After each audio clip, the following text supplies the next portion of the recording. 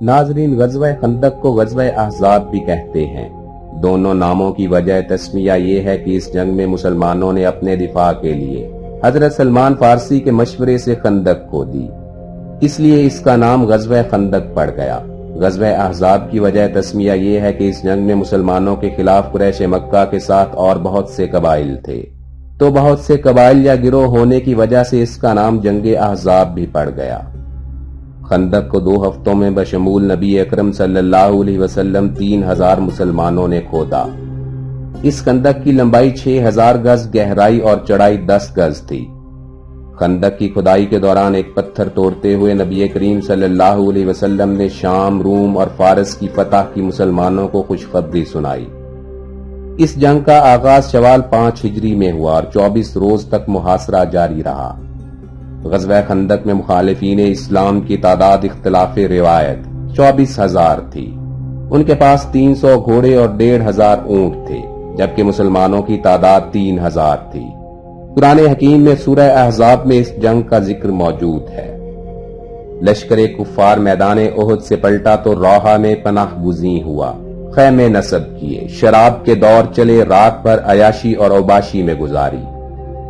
लोग अबू सुफियान से गिला करते थे कि इस जंग का नतीजा कुछ नहीं निकला, न माले गनीमत मिला, न लौंडियां मुयस्सर आईं।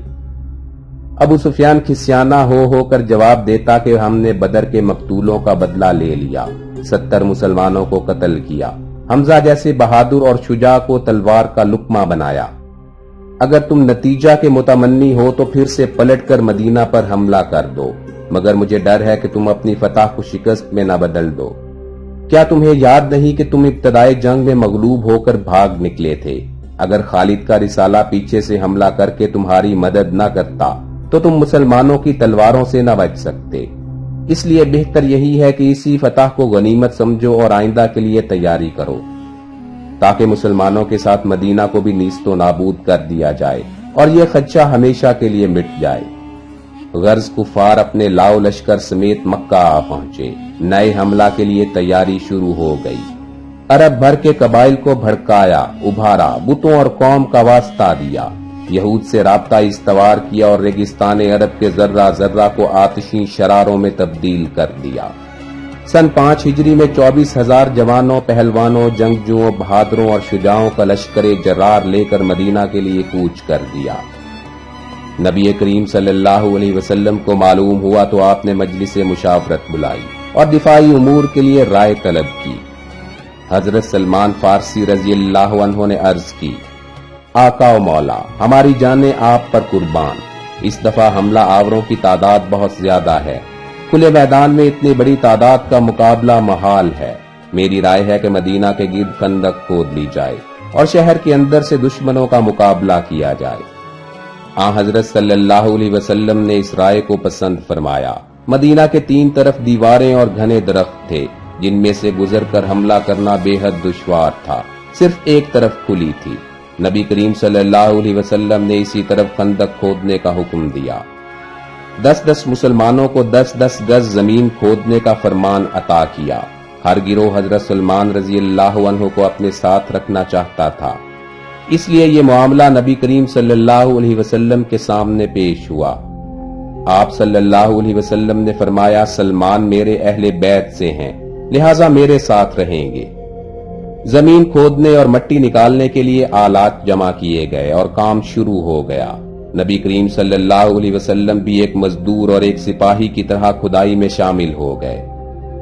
दूसरे मुसलमानों की तरह आपके कपड़े भी गर्द आलूद थे। सहाबा आपसे दरखास्त करते थे कि आप खुद काम ना करें, मगर आप ना मानते और बराबर काम किए जाते। एक दिन एक सख्त पत्थर खुदाई में हायल हो गया जो किसी से ना टूटा। सहाबा ने ज़रबे लगाई मगर पत्थर पर असर ना हुआ। आखिर हजरत सल्लल्लाहु अलैहि वसल्लम से अर्ज किया गया। आप मौका पर तशरीफ लाए, कुदाल हाथ में ली, पहली ज़रब लगाई तो पत्थर से एक शोला निकला। आपने नारे तकबीर बुलंद किया और फरमाया कि मुझे ममलकत शाम की कुंजियां दे दी गईं। इस वक्त शाम के सुर्ख महल्लात मेरी आंखों के सामने हैं। दूसरी ज़रब पर फिर शोला निकला। आपने फिर नारे तकबीर लगाया और फरमाया कि मुझे मुल्क ईरान अता कर दिया गया। मदाइन के सफेद महल मुझे दिखाई दे रहे हैं। پھر تیسری ضرب لگائی، حسب سابق شعلہ نکلا۔ آپ نے نعرہ تکبیر بلند کیا اور فرمایا، مجھے یمن کی چابیاں مل گئیں، میں اس وقت صنعاء کے دروازے دیکھ رہا ہوں۔ تیسری چوٹ پر پتھر ٹوٹ گیا۔ اس وقت صحابہ کی یہ حالت تھی کہ پیٹ پر پتھر باندھے کام میں مصروف تھے۔ خود نبی کریم صلی اللہ علیہ وسلم کے پیٹ پر 2 پتھر بندھے تھے۔ 20 دن اور 20 راتیں خندق کی کھدائی میں صرف ہو گئیں۔ ادھر خندق تیار ہوئی، ادھر کفار کا لشکر آ پہنچا اور ہر طرف پھیل گیا۔ کفار کا ارادہ تھا کہ ایک دم ہی مدینہ پر ہر طرف سے حملہ کر دیں گے۔ مسلمان کہاں تک مقابلہ کریں گے؟ چند گھنٹوں میں تہس نہس ہو جائیں گے۔ پھر مدینہ کی ہر چیز ہماری ہوگی، خوب جی بھر کر لوٹیں گے، عورتوں کو لونڈیاں بنائیں گے اور مردوں کو غلام۔ جب کفار نے خندق کو دیکھا تو پریشان ہو گئے۔ ایسا دفاع انہوں نے کبھی نہیں دیکھا تھا۔ دلوں کے ارماں سینوں میں دب کر رہ گئے، شور و غل مچانے اور ترکیبیں سجھانے لگے۔ دلیران کفار نے گھوڑے کدائے، خندق کی طرف بڑھے، شور مچاتے، لات و حبل کے جیکارے لگاتے حملہ آور ہوئے۔ مسلمانوں کی طرف سے پتھروں کی بوچھاڑ ہوئی، گھوڑے پیچھے کو بھاگے، سواروں کے سر پھوٹے، بے چارگی کے ہاتھوں الٹے پھرے اور خندق کے سامنے ڈیرے ڈال دیے۔ مدینہ اور خیبر کے یہود بھی ان کے حلیف بن گئے اور دین اسلام کے مٹانے میں برابر کے شریک ہو گئے۔ قبیلہ بنی قریظہ، جس پر نبی کریم صلی اللہ علیہ وسلم کے بے شمار احسانات تھے اور جنہیں رحمت للعالمین نے مدینہ سے خارج نہیں کیا تھا، وہ بھی عہد شکنی پر تل گئے۔ نبی کریم صلی اللہ علیہ وسلم نے حضرت سعد بن معاذ اور حضرت سعد بن عبادہ کو حکم دیا کہ یہود کو سمجھاؤ اور انہیں ان کے معاہدے یاد دلاؤ۔ وہ گئے، سمجھایا بجھایا، مگر یہود پر کچھ اثر نہ ہوا، بلکہ وہ اور بھی تن گئے۔ بد فطرت تو تھے ہی، اب شیطان بن گئے۔ نہایت گستاخی سے جواب دیا، ہم معاہدے نہیں جانتے، ہم اپنے بھائیوں کے ساتھ ہیں، مسلمانوں سے اپنے بھائیوں کا بدلہ لیں گے اور وقت آنے پر دکھا دیں گے کہ یہودی قوم کو مدینہ سے نکالنے کا نتیجہ کیا ہو سکتا ہے۔ دونوں سفیر با تدبیر اپنے آقا و مولا کی خدمت میں حاضر ہوئے، یہود کے عزائم سے آپ کو مطلع کیا۔ آپ نے فرمایا، ہمارے لیے اللہ ہی کافی ہے۔ اس کے ساتھ ہی حکم دیا کہ 300 مجاہدوں کا ایک دستہ گشت کرتا رہے تاکہ غدار یہودی عورتوں پر حملہ نہ کر دیں۔ اس وقت آپ نے مسلمان عورتوں کو ایک قلعہ میں بھیج دیا تاکہ دشمنوں سے محفوظ رہیں۔ یہ قلعہ ایک چھوٹی سی عمارت تھی جسے محفوظ سمجھا گیا تھا۔ نبی کریم صلی اللہ علیہ وسلم کے شاعر حضرت حسان بن ثابت بھی عورتوں کے ساتھ اسی قلعہ میں بھیج دیے گئے، کیونکہ وہ سخت بیمار تھے اور اپنی حفاظت کرنے کے قابل بھی نہ تھے۔ محاصرہ کے 3 دن تک تو معمولی مقابلے ہوتے رہے۔ کفار گھوڑے کداتے، نعرے لگاتے، پیچ و تاب کھاتے، بڑھتے تیروں کا منہ برساتے، مگر جب مسلمانوں سے جواب پاتے تو پیچھے ہٹ جاتے۔ یہی حالت صبح سے شام تک قائم رہتی۔ مسلمان ایک پل کے لیے بھی سستا نہ سکتے۔ ایک دستہ پسپا ہوتا تو دوسرا بڑھ آتا، اسے ہٹاتے تو تیسرا پہنچ جاتا، مگر خندق پار کرنے کی جرت کسی کو نہ ہوئی۔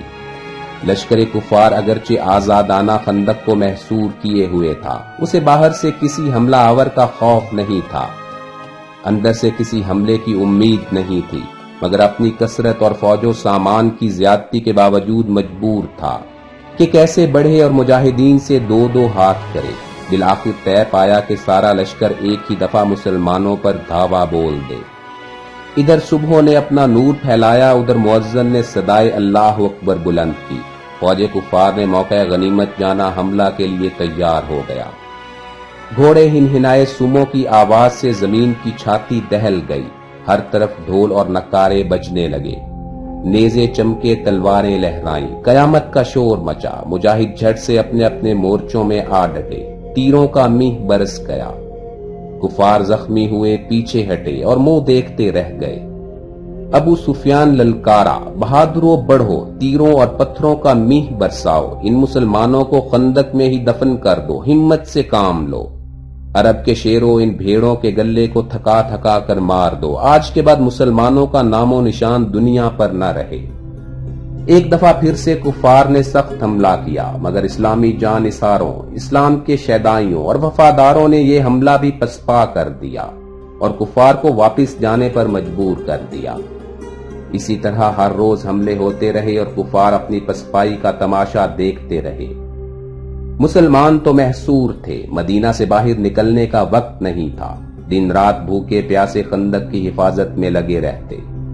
کفار آزاد اور اپنے لشکر کی کثرت سے دلشاد تھے، مدینہ کے ارد گرد قبائل بھی ڈر کر ان کے ساتھ شامل ہو گئے۔ یہود سے مسلمانوں کا معاہدہ تھا، مسلمانوں کی صفوں میں منافقین بھی شامل تھے۔ جب کئی دن اسی طرح گزر گئے اور کفار کے حملوں میں کمی کی بجائے شدت ہوتی گئی تو منافقین نے شر انگیزی کا موقع دیکھا، مسلمانوں کا تمسخر اڑانے لگے کہ حضرت صلی اللہ علیہ وسلم کی فتح کی بشارت کیا ہوئی، ہم تو رفع حاجت کے لیے باہر بھی نہیں نکل سکتے، گویا ہم چوہے ہیں جو بلی کے ڈر سے بلوں میں دب کے بیٹھے ہیں۔ اس طرح کے پراپوگنڈا سے متاثر ہو کر منافقین نے مورچے چھوڑ کر کفار سے مل جانے کا ارادہ کیا، مگر نبی کریم صلی اللہ علیہ وسلم کو اس کی خبر ہو گئی۔ آپ نے انہیں ڈانٹا کہ اگر تم نے ایسا کیا تو سب سے پہلے تمہیں خندق میں دفن کر دیا جائے گا۔ کفار نے حی بن اخطب تفری کو کعب بن اسد قریظی کے پاس بھیجا کہ وہ مدینہ کے اندر فتنہ پھیلائے یا ہم سے آ کر ملے۔ جب حی کعب کے دروازے پر پہنچا تو اس نے اپنے قلعہ کا دروازہ بند کر لیا۔ حی نے دروازہ کھٹکھٹایا، بار بار بلایا، مگر کعب نے نہ دروازہ کھولا نہ خود باہر آیا۔ حی یہ دیکھ کر چلایا، اے بد مزاج، ایک قاصد اور مہمان دروازے پر کھڑا ہے اور تو دروازہ بند کیے مزے سے اندر بیٹھا ہے، یہ کیا مروت ہے؟ افسوس ہے کہ عرب کے خون سے مہمان نوازی اور عربی حمیت کا عنصر بھی جاتا رہا۔ کعب نے جواب دیا، عربی حمیت اور مہمان نوازی پر جان قربان، مگر کیا تم جانتے ہو کہ ہم میں اور مسلمانوں میں معاہدہ ہو چکا ہے؟ کیا ہم وعدہ توڑ کر عہد شکن اور بے وفا کہلائیں؟ سن لو، میں معاہدہ توڑنے کے لیے تیار نہیں۔ حی پھر چلایا، دروازہ تو کھولو، مجھے کچھ باتیں کرنا ہے۔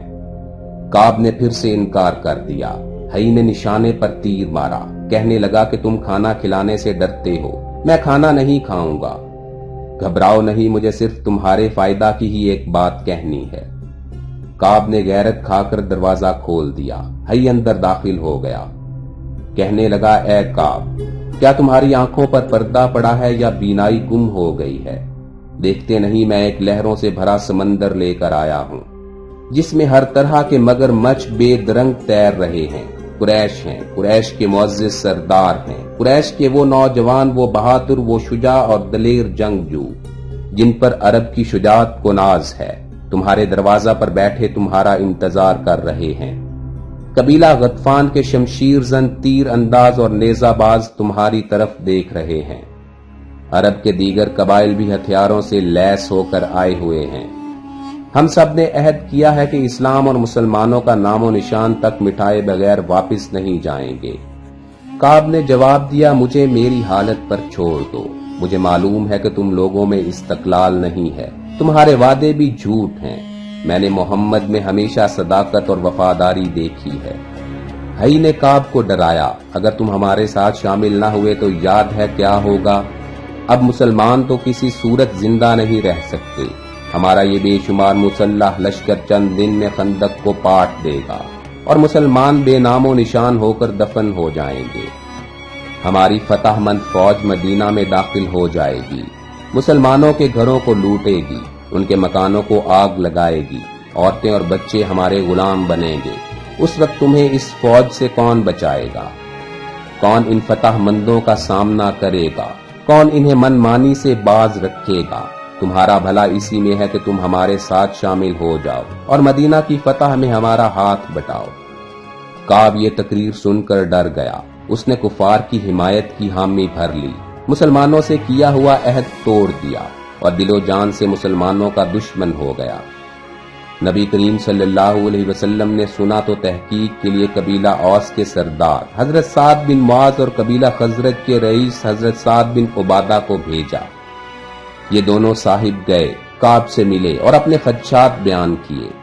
کعب نے کہا، اے 2 روز کے مہمانوں، جاؤ، ہمارا تمہارے ساتھ کوئی معاہدہ نہیں، کیا تم اپنے انجام کے ساتھ ہمیں بھی بے نام کرنا چاہتے ہو؟ ہم ایسے احمق نہیں جو تمہاری لاشوں پر مرثیے پڑھتے رہیں اور تمہارے بے جان جسموں سے چمٹے رہیں۔ اتنے بڑے لشکر کے سامنے تمہاری کیا حیثیت؟ और तुम कब तक अपने दुश्मनों में घिर कर जी सकते हो? हम तुम्हारे साथ मरने के लिए तैयार नहीं। दोनों साद रजी अल्लाह अन्हुमा ये सुनकर मायूस हुए और आकर नबी करीम सल्लल्लाहु अलैहि वसल्लम से माजरा अर्ज किया। आप सल्लल्लाहु अलैहि वसल्लम ने नारे तकबीर बुलंद किया और फरमाया, हमारे लिए अल्लाह ही काफी है, वही हमारा हामी और नासिर है, वही हमें कुफ्फार पर फतह अता करेगा। कुफ्फार ने नारे तकबीर सुना तो घबरा गए। अबू सुफियान ने चौंक कर कहा, ये बेवक्त का शोर कैसा है? मुसलमानों को छिनी हुई मुसर्रत कहां से मिल गई? बात क्या है? फिर खुद ही बोला, बात कुछ नहीं, बुझते वक्त दिए की लौ बढ़ जाती है, बत्ती भड़क उठती है, मौत के वक्त बीमार को संभाला मिल ही जाता है, मगर वो मौत के आहनी पंजा से नहीं बच सकता। मुसलमान अपने आप को धोखा दे रहे हैं, अपने आप को फरेब दे रहे हैं। आज इनकी जिंदगी का आखिरी दिन और ये रात आखिरी रात है। कल सुबह इनका खात्मा कर दिया जाएगा और फिर ये नारा हमेशा के लिए खामोश हो जाएगा।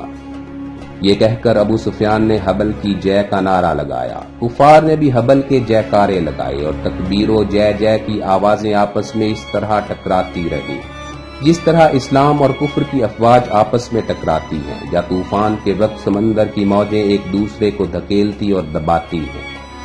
अबू सुफियान ने अपने लश्कर में ऐलान कर दिया कि कल मुसलमानों पर सख्त हमला किया जाएगा, तलवारों का काट देखा जाएगा, तीरों की सनसनाहट, नेजों की चकाचक, कमानों की कड़कड़ाहट, घोड़ों की हिनहिनाहट, ऊंटों की बिलबिलाहट सुबह फरदा के हंगामा का आगाज करेगी और कल का दिन मुसलमानों की जिंदगी का आखिरी दिन होगा। कबाइली लश्कर के रुअसाओ उमरा को ये ऐलान भेज दिया गया और साथ ही ताकीद कर दी गई कि मदीना को तस्खीर किए बगैर जो वापस जाएगा उसे बुज़दिल कहा जाएगा।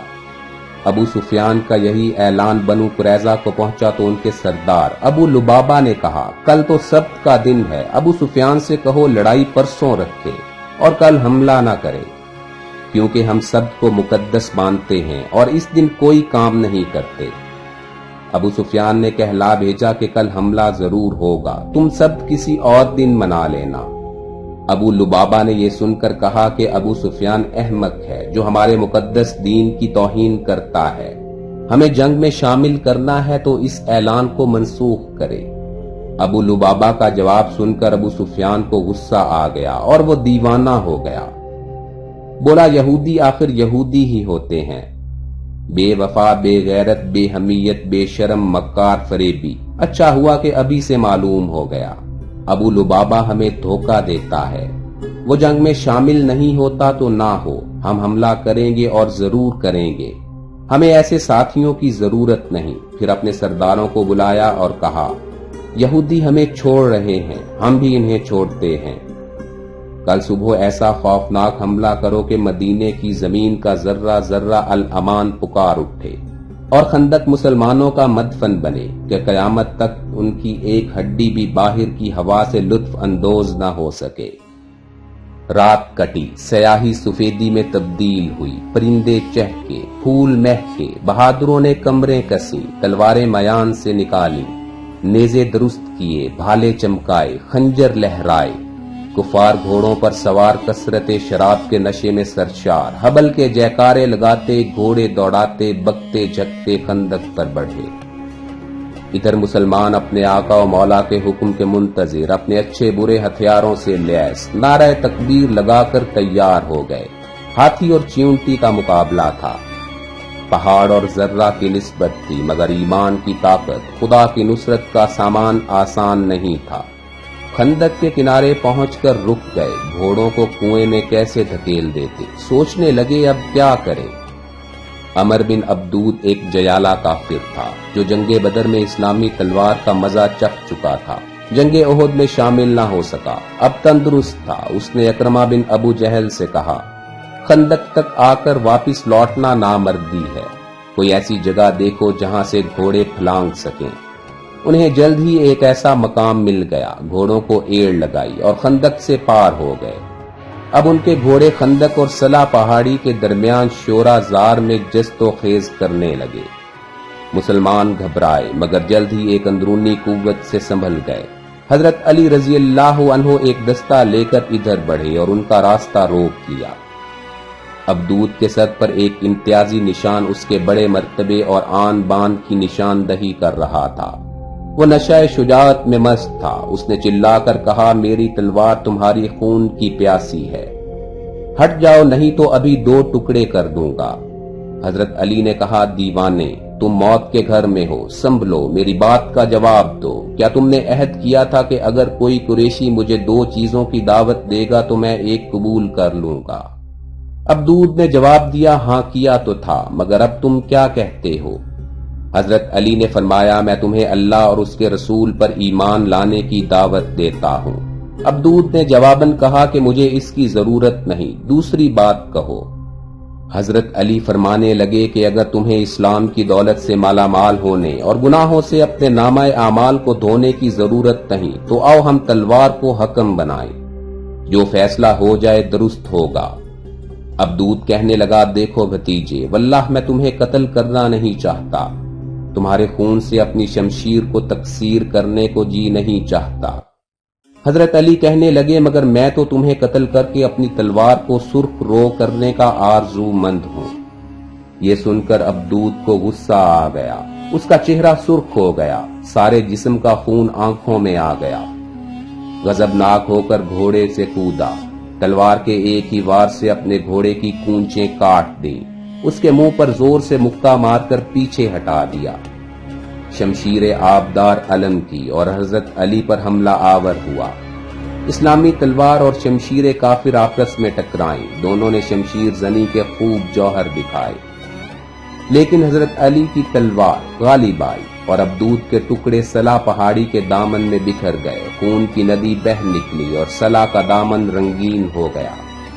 اکرما نے اپنے بہادر ساتھی کا یہ حال دیکھا تو بھاگ جانے میں ہی سلامتی جانی، گھوڑے کو ایڑ لگائی اور خندق پھلانگ کر اپنے لشکر میں جا ملا۔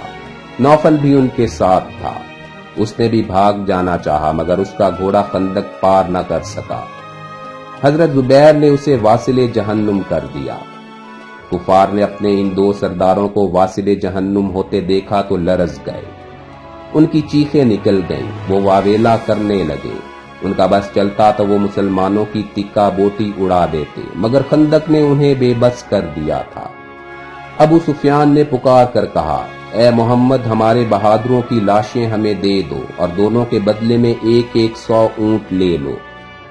نبی کریم صلی اللہ علیہ وسلم نے جواب میں فرمایا، ہم مردار فروش نہیں، یہ ناپاک ناشیں اٹھوا لو، ہمیں نہ ان کی ضرورت ہے نہ ان کے معاوضہ کی، نجس چیز کی قیمت بھی نجس ہوتی ہے۔ ایک دن ایک یہودی نے مسلمان بچوں، عورتوں، بوڑھوں اور بیماروں کے کلا کے گرد چکر لگانے شروع کیے۔ چونکہ یہودی اپنا معاہدہ توڑنے کا اعلان کر چکے تھے، اس لیے کلا کے مسلمانوں کو خطرہ ہوا کہ یہ یہودی کلا کا جائزہ لے رہا ہے۔ مسلمان محاذ پر ہیں، کلا کی حفاظت کا کوئی انتظام نہیں، اگر یہودیوں نے کلا پر حملہ کیا تو کیا ہوگا؟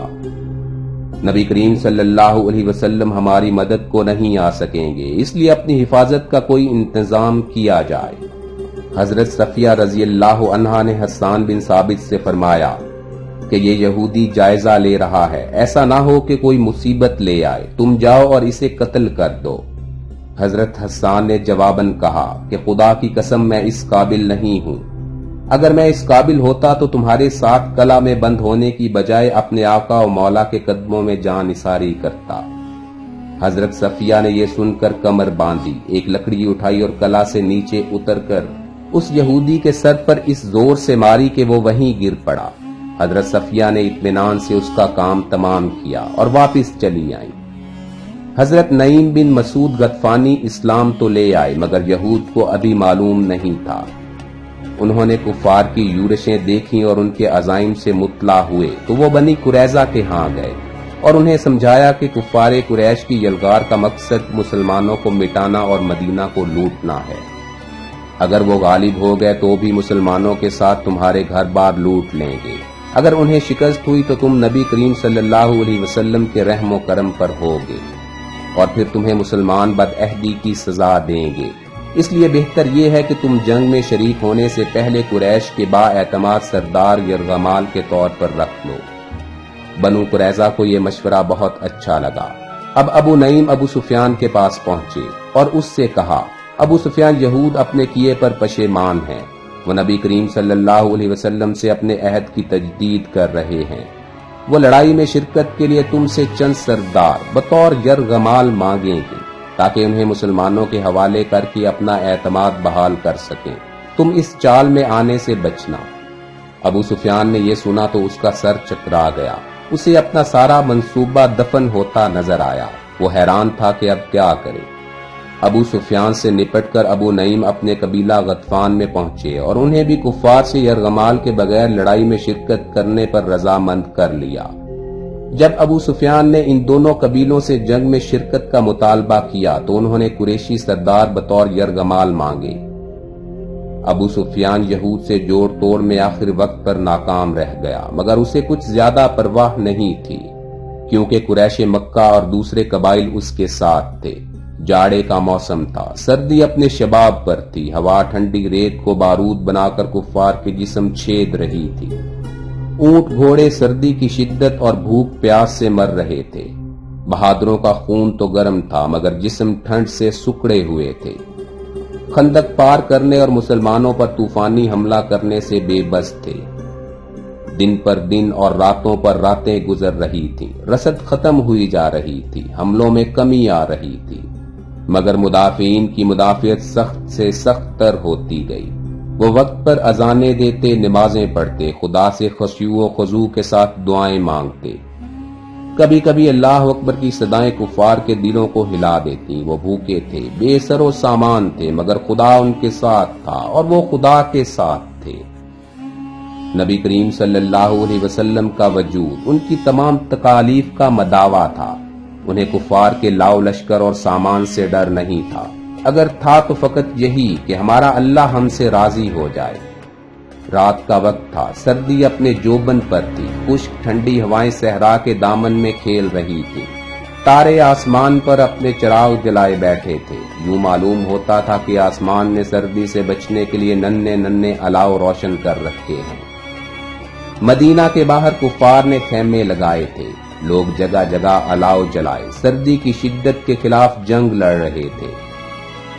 خندق کے اندر کوئی جانے کو تیار نہیں تھا، مسلمان جان کی بازی لگائے اپنے مورچوں پر ڈٹے ہوئے تھے، انہیں نہ کبھی دن کو راحت ملی اور نہ رات کو آرام، وہ جاگ رہے تھے، ان کی زبانیں قرآن پاک کا ورد کر رہی تھی، ہاتھ میں تلواریں تھیں، پیٹھ پر ڈھالیں تھیں، کندھوں پر کمانیں لٹک رہی تھیں، دل خدا کی یاد سے مسرور تھے۔ نبی کریم صلی اللہ علیہ وسلم نماز پڑھنے میں مصروف تھے، آپ نے حضرت حذیفہ بن یمان کو بلایا اور انہیں حکم دیا کہ لشکر کفار میں جائیں اور ان کے حالات کا پتہ لگائیں۔ حکم کی دیر تھی کہ حضرت حذیفہ فوراً خندق سے نکلے اور کفار کے لشکر میں پہنچ گئے۔ انہوں نے جگہ جگہ اونٹ اور گھوڑے مرے ہوئے دیکھے، ہر خیمہ کے سامنے آگ کے الاؤ تھے، لوگ سردی سے بچنے اور اپنے جسموں کو گرم رکھنے کے لیے آگ پر گرے پڑے تھے، ان کے بدن کپ کپا رہے تھے، ہاتھ پاؤں ٹھٹھرے ہوئے تھے، آنکھوں سے پانی بہہ رہا تھا، وہ کھانستے تھے اور اپنی بے بسی پر روتے تھے۔ ادھر موسم اپنی شدت پھیلا رہا تھا، آندھی تیز ہو رہی تھی، چولہوں کی آگ ٹھنڈی ہوئی جاتی تھی، ہنڈیاں الٹ رہی تھیں، خیمے اکھڑ رہے تھے، سامان بکھر رہا تھا۔ اتنا بڑا لشکر جس طرح خندق کے کنارے بے بس پڑا تھا، اسی طرح سردی کے طوفان میں بھی بے بسی کی تصویر بنا ہوا تھا۔ حضرت حذیفہ رضی اللہ تعالی عنہ ایک تیز الاؤ کے قریب جا پہنچے، کچھ آدمی یہاں بیٹھے اپنے آپ کو سردی سے بچانے کی ناکام کوشش میں مصروف تھے۔ وہ کہہ رہے تھے کہ محمد نے سحر کر دیا ہے، سردی اور طوفان کی مصیبت ہمارے پیچھے لگا دی ہے، کاش ابو سفیان ہماری مصیبت کو سمجھے۔ اتنے میں ابو سفیان اپنے خیمے سے نکلا اور کہنے لگا، قریشیو یہ تم میں کون بیٹھا ہے؟ حضرت حذیفہ نے اپنے پاس والے کا ہاتھ پکڑ کر پوچھا، تم کون ہو؟ اس نے جواب دیا، فلاں بن فلاں۔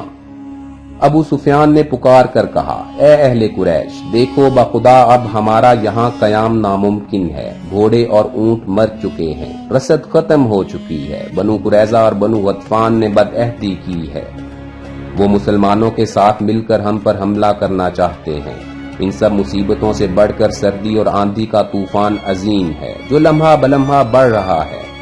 یہ ہماری آگ کو بجھا رہا ہے، ہانڈیوں کو الٹا رہا ہے، خیموں کو اکھاڑ رہا ہے، سامان کو بکھیر رہا ہے، چھاجوں ریت ہمارے سروں پر انڈیل رہا ہے۔ اگر ہم یہاں ٹھہرے رہے تو یقیناً سردی کی شدت ہماری زندگی کی آگ کو ٹھنڈا کر دے گی اور ریت کا طوفان ہمیں دبا کے بیٹھ جائے گا۔ پھر کہیں نہ ہماری قبروں کا نشان ہوگا، نہ ہماری یاد باقی رہے گی۔ بہتر یہی ہے کہ اس ہلاکت گاہ سے بچ کر نکل جائیں۔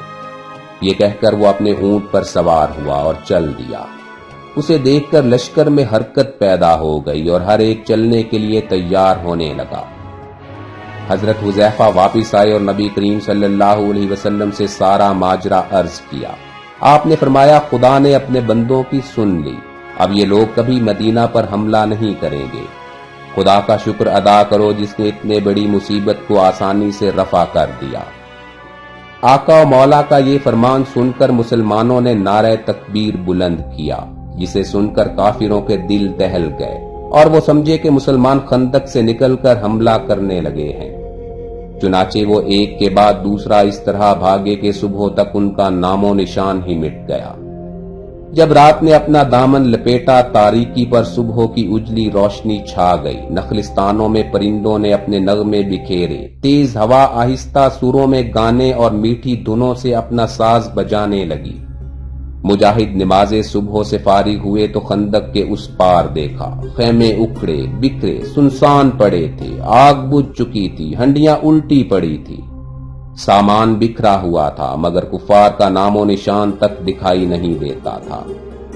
نبی کریم صلی اللہ علیہ وسلم نے فرمایا، بلا ٹل گئی، اب ہتھیار کھول دو، خدا کی حمد کے گیت گاؤ جس نے ہمیں اپنے فضل سے فتح بخشی اور کفار کو ناکام کیا۔ اس جنگ میں 6 مسلمانوں نے جام شہادت نوش کیا اور 3 کافر جہنم کا ایندھن بنے۔ خدا نے اپنے دین اور اپنے فرما بردار بندوں کی حمایت کی۔ کثرت پر قلت غالب آئی، خدا کے وعدے پورے ہوئے، وہ اپنے بندوں سے اور اس کے بندے اس سے راضی ہوئے۔ یہ کفار کی آخری یورش تھی جو ناکامی اور نامرادی کے اتھاہ گڑھے میں گر کر ہمیشہ کے لیے دب گئی اور پھر کبھی ابھر نہ سکی۔